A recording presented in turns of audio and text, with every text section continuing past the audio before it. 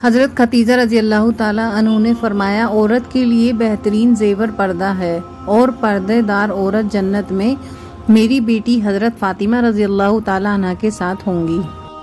سکون کی خواہش انسان کو انتہائی پسندیدہ بنا دیتی ہے۔ جب عبادت سکون دینے لگے تو سمجھ جاؤ کہ اللہ تعالیٰ تم سے راضی ہے۔ حضرت علی رضی اللہ تعالیٰ عنہ نے فرمایا، دینا شروع کر دو، آنا خود ہی شروع ہو جائے گا، عزت بھی اور رزق بھی۔ حضرت علی رضی اللہ تعالیٰ عنہ نے فرمایا، آج اگر زندگی مشکل میں ہے تو کل کی آسانی کا وعدہ بھی اللہ نے کیا ہے۔ اللہ سے مانگو، خوب مانگو، اللہ تمہیں امید سے بڑھ کر دے گا۔ حضرت علی رضی اللہ تعالیٰ عنہ نے فرمایا، دعا وقت لیتی ہے لیکن قبولیت ہونے سے پہلے تمہارا صبر آزمایا جاتا ہے۔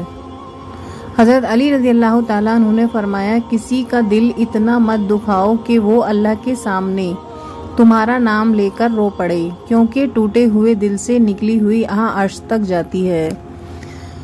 ہزاروں لوگوں میں ایک اس کو عزیز رکھو جو تمہاری غیر موجودگی میں بھی تمہاری عزت پہ کوئی داغ برداشت نہ کرے۔ زندگی کے 3 اصول بنا لو۔ 1، اس سے ضرور معافی مانگو جو تمہیں چاہتا ہو۔ 2، اس سے کچھ مت چھپاؤ جو تم پر اعتبار کرتا ہو۔ 3، اس کو مت چھوڑو جو تمہیں چاہتا ہو۔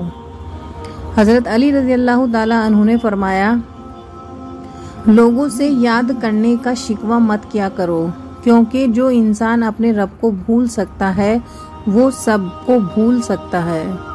حضرت علی رضی اللہ تعالیٰ عنہ نے فرمایا، زندگی میں آگے بڑھنا ہے تو بہرے ہو جاؤ، کیونکہ بعض لوگوں کی باتیں مایوسی میں اضافہ کر دیتی ہیں۔ حضرت علی رضی اللہ تعالیٰ عنہ نے فرمایا، ہزاروں لوگوں میں سے اس ایک کو عزیز رکھو جو تمہاری غیر موجودگی میں بھی تمہاری عزت پر کوئی داغ برداشت نہ کرے۔ حضرت علی رضی اللہ تعالیٰ عنہ نے فرمایا، اپنی خوشیوں کی حفاظت کرو، سب کو سب کچھ مت بتاؤ، نظر سچ میں ہوتی ہے اور یہ بہت بڑی ہوتی ہے۔ حضرت علی رضی اللہ تعالیٰ عنہ نے فرمایا، جب دعا کرتے وقت تمہاری آنکھوں سے آنسو آنے لگیں تو سمجھ جانا تمہاری دعا بارگاہ الہی میں قبول ہو چکی ہے۔ وہ عورت کبھی خوش قسمت نہیں ہوتی جس کے پاس دنیا کی ساری عیش و عشرت ہوں، بلکہ خوش قسمت عورت وہ ہوتی ہے جس کے پاس اپنے شوہر کی